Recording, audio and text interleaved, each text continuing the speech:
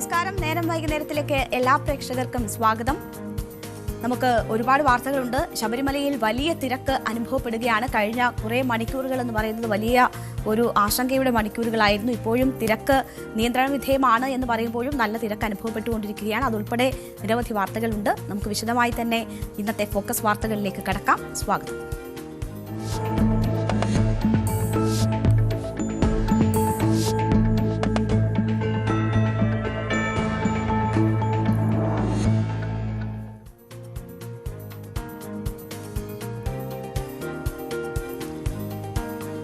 ശബരിമലയിൽ ഇന്ന് ഈ സീസൺ തുടങ്ങി രണ്ടാം ദിവസമാണ്. പക്ഷേ അനിയന്ത്രിതമായ തിരക്കാണ് ഇന്ന് അനുഭവപ്പെട്ടത്. രാവിലെ മുതൽ തന്നെ ഭക്തരുടെ തീർത്ഥാടകരുടെ വലിയ നിരക്ക് നമുക്ക് കാണാമായിരുന്നു.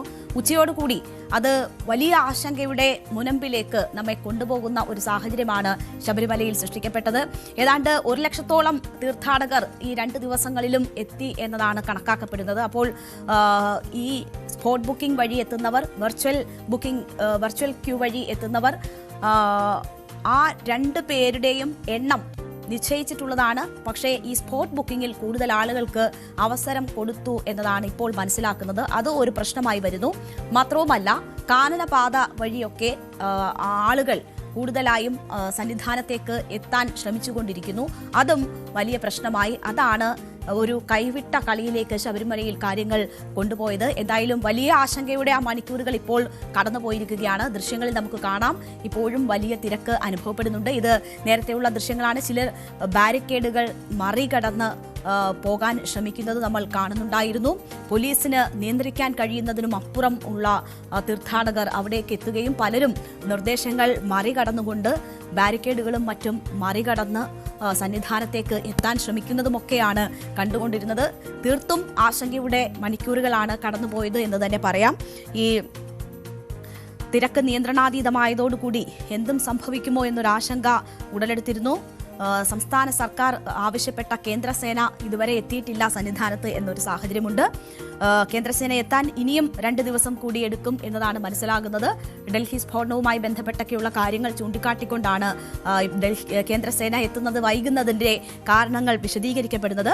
മുന്നൊരുക്കങ്ങളുടെ അപാകത കൂടി ഈ അനിയന്ത്രിതമായ തിരക്ക് അത് നിയന്ത്രിക്കാൻ കഴിയാതെ പോകുന്ന സാഹചര്യത്തിൽ അത് മുന്നൊരുക്കങ്ങളുടെ ഒരു അപര്യാപ്തതയായി കൂടി ചൂണ്ടിക്കാണിക്കപ്പെടുന്നുണ്ട്.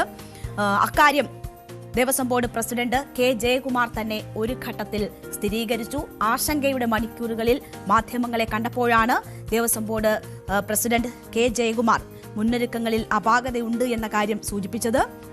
അതുകൊണ്ടാണ് തിരക്ക് നിയന്ത്രണാതീതമായത് എന്നത് അദ്ദേഹം പറഞ്ഞത്. ഒരു പക്ഷേ ഒരാശങ്ക അദ്ദേഹത്തിന്റെ വാക്കുകളിൽ നിഴലിക്കുകയും ചെയ്തു ആദ്യ മണിക്കൂറുകളിൽ. പിന്നെ അതിനുള്ള വേണ്ടത്ര മുന്നൊരുക്കങ്ങളുടെ ഒരു അഭാവമുണ്ട്. എന്ന് വെച്ചാൽ ചില കാര്യങ്ങൾ ഇപ്പോൾ ഈ കോൺട്രാക്ടർക്ക് മെസ്സ് കൊടുത്തു 16-ാം തീയതിയാണെന്ന് പറഞ്ഞാൽ അയാളെന്ത് ചെയ്യും? ഇങ്ങനെയൊക്കെയുള്ള പ്രശ്നങ്ങളുണ്ട്. പിന്നെ എംപ്ലോയീസ് പലരും വന്നിട്ടില്ല. ഡ്യൂട്ടിക്ക് കൊടുത്ത എംപ്ലോയീസ് തന്നെ വന്നിട്ടില്ല. വരാത്തവരെയൊക്കെ വിശദീകരണം ചോദിച്ച് ബാക്കി ആളുകളെ പോസ്റ്റ് ചെയ്യാൻ പറഞ്ഞിരിക്കുകയാണ്. ഇതൊക്കെയാണ് ഇപ്പോഴത്തെ ഇവിടുത്തെ അവസ്ഥ. ഇത്രയും തിരക്ക് ഞാൻ എൻ്റെ ജീവിതത്തിൽ കണ്ടിട്ടില്ല. ഈ 2ാം ദിവസം ഇത്രയും ഏറെ ജനപ്രവാഹമാണ്. അപ്പോൾ ഞാനിപ്പോൾ നമ്മുടെ ഈ മുറ്റത്ത്, ലോവർ തിരുമുറ്റത്ത് അപായകരമായ തരത്തിലുള്ള ക്രൗഡാണ്. ഇങ്ങനെ ക്യൂവിലല്ലാതെ വന്നവർ, ഇതവർ ചന്ദ്രൻ റോഡ് വഴിയൊക്കെ ചാടി വന്നവരാണെന്ന് പറയുന്നു. ക്യൂവിൽ അതെന്തുകൊണ്ടെന്ന് വെച്ചാൽ ക്യൂവിൽ ഒരുപാട് സമയം നിൽക്കേണ്ടി വരുന്നതുകൊണ്ടാണ് ആളുകൾ ചാടി. അവരെല്ലാം ഇവിടെ നിൽപ്പുണ്ട്. ആ നിൽക്കുന്നവർ ഇനി കൂടുതൽ വരാതിരിക്കാനും നോക്കാനും ഈ നിൽക്കുന്നവരെ പതുക്കെ 18-ാം പടി കയറാൻ അനുവദിക്കാനായിട്ട് ചാർജ് ഓഫീസറോട് പറഞ്ഞിട്ടുണ്ട്. ഇപ്പോൾ വരും. ഇങ്ങനെ ഒരു ആൾക്കൂട്ടം ഇവിടെ ഫോം ചെയ്യാൻ പാടില്ലായിരുന്നു. അതെന്തുകൊണ്ട് ഫോം ചെയ്യാം? ഇനി അത് വരാൻ പാടില്ല. നോക്കണം എന്തുകൊണ്ടാണ്. 2, ഞാനിപ്പോൾ ശ്രീജിത്തിന് അദ്ദേഹത്തിന് ഞാനൊരു കത്ത് തന്നെ കൊടുത്തിട്ടുണ്ട്. ഈ പമ്പയിൽ വന്നു കഴിഞ്ഞാൽ ആളുകൾക്ക് ഒരു നിശ്ചിത സമയത്തിനുണ്ട്, കുറച്ച് നേരമൊക്കെ ആളുകൾ വെയിറ്റ് ചെയ്യും. 3, 4, 5 മണിക്കൂർ വെയിറ്റ് ചെയ്യാൻ വരാത്ത രീതിയിൽ പമ്പയിൽ വന്നു കഴിഞ്ഞാൽ സുഗമമായിട്ട് കയറി. ദാറ്റ് മീൻസ് പമ്പയിലേക്കുള്ള എൻട്രി ആണ് റെസ്ട്രിക്റ്റ് ചെയ്യേണ്ടത്. അത് നിലയ്ക്കലിൽ നിർത്തണം. നിലയ്ക്കൽ ആളുകൾക്ക് ഇരിക്കുന്നതിന് ബുദ്ധിമുട്ടില്ല. അപ്പോൾ അപായകരമായ സാഹചര്യം എന്ന് ദേവസ്വം ബോർഡ് പ്രസിഡന്റ് തന്നെ ഈ സാഹചര്യത്തെ വിശേഷിപ്പിക്കുന്ന തരത്തിലേക്ക് അവിടുത്തെ തിരക്കെത്തി. ഏതാണ്ട് 6, 7, 12 മണിക്കൂർ വരെയൊക്കെ ക്യൂ നിന്ന് ഈ മുകളിലേക്ക് എത്തിയ ഭക്തരുണ്ട്. പലരും വളരെയധികം ക്ഷീണിതരായിരുന്നു, കുഴഞ്ഞു വീഴുന്നതിൻ്റെ വക്കിലായിരുന്നു.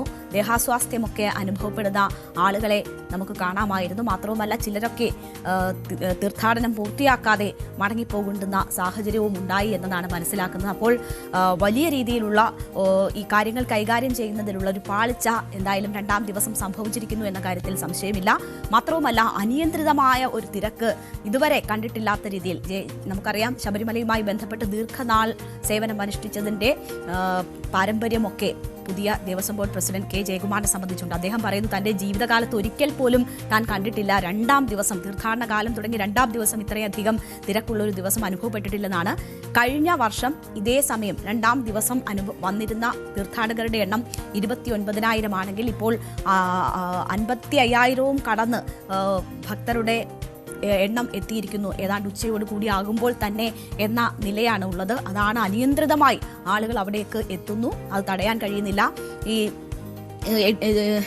ശബരിമലയുടെ ചുമതലയുള്ള ADGP ശ്രീജിത്ത് ഇന്ന് മാധ്യമങ്ങളോട് പറഞ്ഞത്, കേന്ദ്രസേന എത്താൻ ഇനി 2 ദിവസം കൂടി വൈകുമെന്ന കാര്യം അദ്ദേഹം സൂചിപ്പിക്കുന്നു. മാത്രവുമല്ല, ഈ വരുന്നവർക്ക് ദർശനം നൽകാതെ മടക്കി അയച്ചാൽ അവർ ബുദ്ധിമുട്ടിലാകും, അവർ നിരാശരാകും. അതുകൊണ്ടാണ് ഈ സ്പോട്ട് ബുക്കിംഗിന്റെ എണ്ണം 20,000 നിജപ്പെടുത്തിയിട്ടുണ്ട് എങ്കിൽ പോലും കൂടുതൽ ആളുകൾ എത്തുമ്പോൾ അവർക്ക് കൂടി കടന്നു പോകാനുള്ള ഒരു അനുമതി നൽകേണ്ടി വരുന്ന സാഹചര്യം അതാണ് എന്നതാണ് ശ്രീജിത്ത് സൂചിപ്പിച്ചിരുന്നത്. അദ്ദേഹം ഈ സംഭവങ്ങളെ ഏറ്റവും കലുഷിതമായ മണിക്കൂറുകളിൽ അഡ്രസ് ചെയ്തത് എങ്ങനെയാണ് എന്നത് കേൾക്കാം. ക്രൗഡ് മാനേജ് ചെയ്തിരിക്കും, അതിനെക്കുറിച്ച് സംശയമൊന്നും വേണ്ട. നമ്മൾ ക്രൗഡ് മാനേജ് ചെയ്തുകൊണ്ടിരിക്കുകയാണ്. ഇപ്പം 3 മണിയാകുമ്പോഴത്തേക്ക് ഒരു 40 മിനിറ്റ് കഴിഞ്ഞാൽ നട തുറക്കും. അപ്പോൾ വീണ്ടും ദർശനം കിട്ടും. ദർശനം കിട്ടാത്ത ആൾക്കാരാണ് നിൽക്കുന്നത്. അപ്പം നട തുറന്നു കഴിഞ്ഞാൽ ആ പ്രശ്നം തീരും. മാനേജ് ചെയ്യാൻ പറ്റും. ക്രമാതീതമായ ആൾക്കാർ വന്നതുകൊണ്ട് വന്നിട്ടുള്ള ബുദ്ധിമുട്ടാണ്. സ്പോട്ട് ബുക്കിംഗ് ഇല്ലാത്ത ഒരുപാട് വെർച്വൽ ക്യൂ ബുക്കിംഗ് ഇല്ലാതെ സ്പോട്ട് ബുക്കിങ്ങിന് വേണ്ടി ഒരുപാട് പേര് വന്നു. അവർക്ക് എല്ലാവരെയും അക്കോമഡേറ്റ് ചെയ്തതിന്റെ ഭാഗമായിട്ട് വന്നിട്ടുള്ള ബുദ്ധിമുട്ടാണ് മാനേജ് ചെയ്യുന്നത്.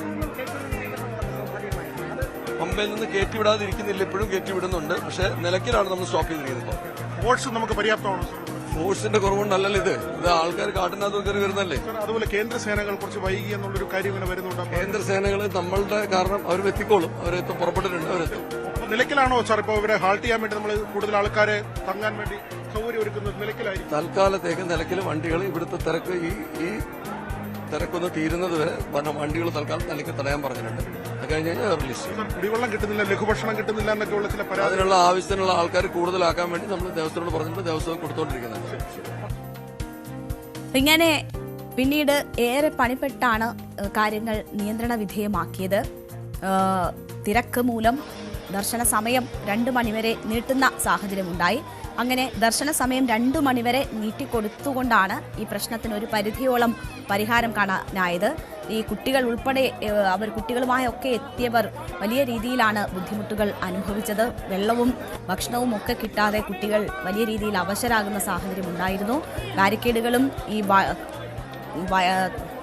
ഈ കയറ് കെട്ടിയതുമൊക്കെ മറികടന്ന ആളുകൾ ഏറ്റവും മുന്നിലേക്ക് എത്താനും ദർശനം നടത്താനുമൊക്കെ ശ്രമം നടത്തിയത് ഒക്കെയും വലിയ ബുദ്ധിമുട്ടുകളും പ്രശ്നങ്ങളും ഒക്കെ സൃഷ്ടിച്ച സാഹചര്യമായിരുന്നു. നമുക്ക് ആ ദൃശ്യങ്ങളിൽ കാണാം, ആ കുട്ടി വളരെയധികം ക്ഷീണിതയായിരിക്കുന്നു. അങ്ങനെ നിരവധി കുട്ടികളെ, പ്രായം ചെന്നവരെ ഒക്കെ നമുക്ക് കാണാമായിരുന്നു. ഈ തിരക്ക് ഒരു ഘട്ടത്തിൽ എല്ലാം പിടിവിട്ടു പോകുമോ എന്ന് തോന്നിപ്പിക്കുന്ന ഘട്ടവും ഉണ്ടായിരുന്നു. നമുക്ക് ആ ദൃശ്യങ്ങളിലൊക്കെ അത് വളരെ വ്യക്തമാണ്. ആളുകൾ ബാരിക്കേഡുകളൊക്കെ മറികടന്ന് നിയന്ത്രണങ്ങളൊക്കെയും പാടയും അവഗണിച്ചുകൊണ്ടാണ് സന്നിധാനത്തേക്ക് എത്തിക്കൊണ്ടിരുന്നത്. ഈ സന്നിധാനത്ത് 1 മിനിറ്റിൽ ഏതാണ്ട് 95 പേരെയൊക്കെ 18ാം പടി വഴി കയറ്റിവിടാനുള്ള നീക്കങ്ങളൊക്കെയാണ് തിരക്കുള്ള സമയങ്ങളിൽ ഈ തിരക്ക് കുറയ്ക്കാനായി ചെയ്തുകൊണ്ടിരുന്നത്. പക്ഷേ അതിൻ്റെ വേഗക്കുറവും ഒരു പ്രശ്നമായി എന്നതാണ് കരുതുന്നത്. പലർക്കും 18ാം പടി വഴി കടന്നു പോകാൻ കഴിയാത്ത സാഹചര്യം പോലും സൃഷ്ടിക്കപ്പെട്ടു. നേരത്തെ ദേവസ്വം ബോർഡ് പ്രസിഡന്റ് സൂചിപ്പിച്ചതുപോലെ തന്നെ ഇവിടെ ശബരിമല ഡ്യൂട്ടിക്കായി നിയോഗിക്കപ്പെട്ട ഉദ്യോഗസ്ഥരിൽ പലരും എത്തിയിട്ടില്ല എന്നൊരു വസ്തുത കൂടിയുണ്ട്. അതൊക്കെ മുന്നൊരുക്കങ്ങളുടെ പോരായ്മയായിട്ട് വേണം മനസ്സിലാക്കാൻ. നിയോഗിക്കപ്പെട്ട ഉദ്യോഗസ്ഥർ പലരും എത്തിയില്ല, കേന്ദ്രസേന എത്തിയിട്ടില്ല. പോലീസ് ഫോഴ്സിൽ ആ രീതിയിൽ കുറവുണ്ടോ എന്നത് കൂടുതൽ പരിശോധിക്കപ്പെടേണ്ടതാണ്. എന്നുള്ളതാണ്. മാത്രവുമല്ല, പ്രതീക്ഷിച്ചതിലും അപ്പുറം ഉള്ള മനുഷ്യർ ആദ്യ ദിവസങ്ങളിൽ തന്നെ ശബരിമലയിലേക്ക് എത്തുന്ന ഒരു സാഹചര്യമുണ്ടായി. നമുക്കറിയാം, ശബരിമലയുമായി ബന്ധപ്പെട്ട് കഴിഞ്ഞ കുറേ കാലങ്ങളായി അല്ലെങ്കിൽ കഴിഞ്ഞ രണ്ടരയോ മാസങ്ങളായി വലിയ തട്ടിപ്പിന്റെ വാർത്തകളൊക്കെ പുറത്തു വന്നിരിക്കുന്ന ഒരു സാഹചര്യമാണ്. അത് കേരളത്തിൽ മാത്രമല്ല, രാജ്യവ്യാപകമായി തന്നെ ചർച്ച ചെയ്യപ്പെടുകയും കൂടി ചെയ്തിട്ടുള്ള ഒരു ഘട്ടമാണ്. സ്വർണ്ണക്കൊള്ളയുമായി ബന്ധപ്പെട്ടൊക്കെയുള്ള വാർത്തകൾ നിരവധി വന്നിട്ടുണ്ട്. എന്തുകൊണ്ടാണ് ആദ്യ ദിവസങ്ങളിൽ തന്നെ ഇത്രയധികം ഭക്തരുടെ തിരക്ക് ശബരിമലയിൽ ഉണ്ടാകുന്നത് എന്നതൊരു അത്ഭുതമാണ്. തീർത്ഥാടന കാലത്ത് ഒരിക്കലും ആദ്യ ദിവസങ്ങളിൽ ഉണ്ടാകാത്ത അത്രയും തിരക്കാണ് ഇത്തവണ അനുഭവപ്പെട്ടത് എന്ന് പറയുന്നു. ഒരുപക്ഷെ ശബരിമലയുമായി ബന്ധപ്പെട്ടുണ്ടായിരുന്ന ഈ വാർത്താ കോലാഹലങ്ങൾ, തട്ടിപ്പുമായി ബന്ധപ്പെട്ട വാർത്തകളൊക്കെയും ഒരുപക്ഷെ ഇതിനെ ഏതെങ്കിലും തരത്തിൽ സ്വാധീനിച്ചിട്ടുണ്ടോ എന്നതൊക്കെ കൂടുതൽ പരിശോധനകളിലൂടെ പുറത്തു വരേണ്ടതാണ്. എന്തായാലും നമ്മുടെ അടുത്ത സംസ്ഥാനങ്ങളിൽ നിന്നൊക്കെ ഉൾപ്പെടെ നിരവധി പേരാണ് തീർത്ഥാടനത്തിനായി ഇങ്ങോട്ടേക്ക് എത്തിക്കൊണ്ടിരിക്കുന്നത്. എന്തായാലും 2 മണിവരെ ദർശന സമയം നീട്ടിക്കൊടുക്കുകയും പിന്നീട് സ്ഥിതി ഗുരുതരമാണ് എന്ന് മനസ്സിലാക്കി എടുത്ത നടപടികളിലൂടെയും വളരെ പെട്ടെന്ന് തന്നെ ശബരിമലയിലെ ഈ തിരക്ക് നിയന്ത്രണ വിധേയമാക്കാൻ കഴിഞ്ഞു.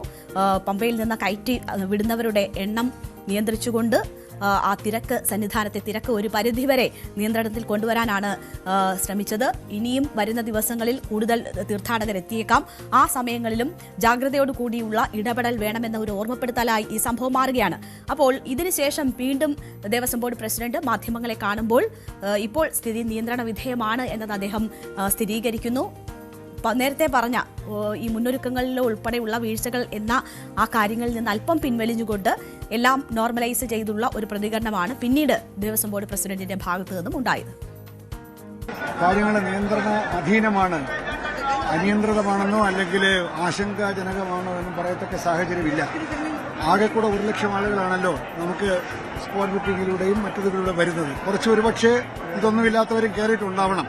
അത് നിയന്ത്രിക്കും. 20,000 സ്പോട്ട് ബുക്കിംഗ് നിയന്ത്രിക്കുന്നതോടുകൂടി 70-ഉം 20-ഉം 90,000 ആളുകൾ, കോട്ടയം ഒരു 10 പേരും, അങ്ങനെ 1 ലക്ഷമായിട്ട് ശബരിമലയിലേക്കുള്ള ആളുകളുടെ എണ്ണം നിജപ്പെടുത്തും. ഇപ്പോൾ ഇവിടെ നമ്മളിപ്പോൾ ഇന്ന് സാധാരണ കാണാത്ത ഒരു ക്രൗഡ് ഇവിടെ കണ്ടല്ലോ. അത് ബോധപൂർവം ഉണ്ടായതാണ്, അത് യാദൃശ്ചികമായി ഉണ്ടായതല്ല. അവിടെ മരക്കൂട്ടത്തിലെയും മറ്റും പ്രഷർ കുറയ്ക്കാൻ വേണ്ടി പോലീസ് അവർ ബേലിപ്പാലം വഴി കുറച്ചുപേരെ വിട്ടു. അവർ ക്യൂ വഴി വന്നവരല്ല, അവരവിടെ കൂടെയൊക്കെ ചാടി വന്നവരാണ്. അവരവിടെ കിടന്ന് ആ ഒരു പ്രഷർ വരുന്നതിന് വരെ ബേലിപ്പാലം വഴി വിട്ടു. കുറച്ചുപേര് ഇവിടെ വന്നു. ഈ വടക്കേ മുറ്റത്തുകൂടെ അവരെ ആദ്യം വിട്ടിരുന്നില്ല. അതുകൊണ്ടാണ് നിങ്ങൾക്ക് ആദ്യത്തെ വിഷ്വലിൽ ഭയങ്കരമായിട്ട് ആൾ നടന്നത്. ഇപ്പോൾ അങ്ങനെയല്ല, നമ്മൾ അറിഞ്ഞുകൊണ്ട് വിടുന്നതാണ്. ഇവിടെ ആൾ വരുന്നതനുസരിച്ചിട്ട് അവരെ 18-ാം പടി മറ്റവരോടൊപ്പം കയറ്റി തൊഴിൽ വിടും. അതാണ് വിഷയം. പിന്നെ ഞാൻ ഉയർന്നു പറഞ്ഞിരിക്കുന്ന പമ്പയിലുള്ള വരവ് തന്നെ നിലയ്ക്കലിൽ കുറച്ച് നിയന്ത്രിച്ചിട്ടുണ്ടെങ്കിൽ നമുക്ക് പമ്പയിലേക്കുള്ള വരവ് കുറയും. അവിടുന്ന് കയറിക്കഴിഞ്ഞാൽ വലിയ ശല്യമില്ലാതെ അധികം നേരം നിർത്താതെ പോരാൻ സാധിക്കും. പിന്നെ 1 ലക്ഷം പേര് ഒരുമിച്ച് വന്നാൽ ശബരിമലയിൽ പ്രശ്നം വരും. അത് വരാതെ പമ്പയിലും നിലയ്ക്കലിലും കുറേശ്ശെ ക്രമീകരണം വരും. അത് തന്നെയാണ് ഇപ്പോൾ ആശയപരമായി പ്രത്യേകിച്ച് കൺഫ്യൂഷനൊന്നുമില്ല. എല്ലാ പോയിന്റിലുള്ള പോലീസ് ഉദ്യോഗസ്ഥന്മാർക്കും ഈ ഒരു കാര്യങ്ങൾ ശ്രീജിത്ത് പറഞ്ഞിരിക്കുന്നു. കാര്യങ്ങൾ ഇപ്പോൾ നിയന്ത്രണാധീനമാണ്. ഇപ്പോൾ തന്നെ എനിക്ക് ആശങ്ക മാറി. ഇപ്പോൾ കണ്ടപ്പോൾ കുറച്ചുപേരാകുമ്പോഴത്തേക്ക് തുറന്നു വിടുന്നു. ഇവിടെ പിന്നെ നമുക്ക് നിയന്ത്രിക്കാൻ പറ്റുന്ന ഒരു സ്പേസാണ്.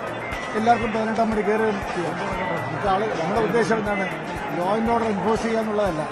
അറിഞ്ഞ ആളുകൾക്ക് എങ്ങനെയെങ്കിലും 18-ാം പടി ഒന്ന് കയറ്റി ഇറക്കുക എന്നുള്ളതാണ്. അതിനുള്ള ക്രമീകരണം തന്നെയാണ് ഇപ്പോൾ നടത്തിയിരിക്കുന്നത്. പ്രത്യേകിച്ച് ഒരു കൈവിട്ട് പോയ അവസ്ഥയൊന്നും ഇപ്പോൾ ഇല്ല എന്നുള്ളത് ആത്മാർത്ഥമായിട്ട് എനിക്ക് പറയാൻ. സ്പോട്ട് ബുക്കിംഗ് തീർന്നു പറയണേ സാർ. സ്പോട്ട് ബുക്കിംഗ് 20,000 ഉള്ളൂ. ഇനി സ്പോട്ട് ബുക്കിംഗ് ഇല്ല. നാളെ തൊട്ട് 20,000 ഉള്ളൂ. 20,000 കടന്നുപോയാൽ അടുത്ത ദിവസമേ പിന്നെ വരാൻ സാധിക്കും. അതുകൊണ്ടാണ് നിലയ്ക്കലിലേക്ക് നമ്മൾ സ്പോട്ട് ബുക്കിംഗ് സബ്സ്റ്റാൻഷ്യലായിട്ട് മാറ്റുകയാണ്. അതുകൊണ്ട് അവർക്ക് അവിടെ നിൽക്കാം, പിറ്റേന്ന് വന്നാൽ മതി. പമ്പയിലുണ്ട് ഇപ്പോൾ ഉള്ള 3 കൗണ്ടറുണ്ട്. അത് പതുക്കെ കുറയ്ക്കും. ആരെങ്കിലും വിട്ടു വന്നാൽ ഇവിടെ വേണമല്ലോ, സൗകര്യം വേണമല്ലോ. അവിടെ മാത്രമല്ല കാനനപാത വഴി വരുന്നവർക്ക് പമ്പയിൽ ചിലപ്പോൾ വേണ്ടി വരും. എന്തായാലും ഏറ്റവും ഒടുവിൽ സ്പോട്ട് ബുക്കിംഗ് കർശനമായി നിയന്ത്രിക്കാനുള്ള ഒരു തീരുമാനമാണ് എടുത്തിരിക്കുന്നത്. 20,000 എന്ന് നിജപ്പെടുത്തിയ സ്പോട്ട് ബുക്കിംഗ് അതിനും അപ്പുറം ആളുകളെ കടത്തിവിട്ടതാണ് ഈ പ്രശ്നങ്ങളിലേക്ക് നയിച്ചത്. ഇതിന് കാരണമായി ADGP H. ശ്രീജിത്ത് പറയുന്നത് വരുന്നവരെ തിരിച്ചയക്കുന്നത് അവർക്ക് വലിയ ബുദ്ധിമുട്ടുണ്ടാക്കും എന്നത് ചൂണ്ടിക്കാട്ടിയാണ്. അവർ നിരാശരാകും, അത് ഒഴിവാക്കാൻ വേണ്ടിയാണ് അവരെ കയറ്റി വിട്ടുകൊണ്ടിരുന്നത് എന്നതാണ്. ഇനി ഇപ്പോഴത്തെ സാഹചര്യം ഇനി ആവർത്തിക്കാതിരിക്കാൻ വേണ്ടി കർശന നിയന്ത്രണങ്ങൾ ഉറപ്പാക്കുമെന്നും ഈ പ്രതിസന്ധിയും പ്രശ്നവും പരിഹരിക്കപ്പെടും എന്നും എസ് ശ്രീജിത്ത് പിന്നീട് മാധ്യമങ്ങളോട് സ്ഥിരീകരിച്ചു. ഭഗവാൻ അനുഗ്രഹം കൊണ്ട് എല്ലാം നിയന്ത്രണ വിധേയം തന്നെയാണ്, ഒരു കുഴപ്പമില്ല. പിന്നെ തിരക്ക് സീമാതീതമായിരുന്നു.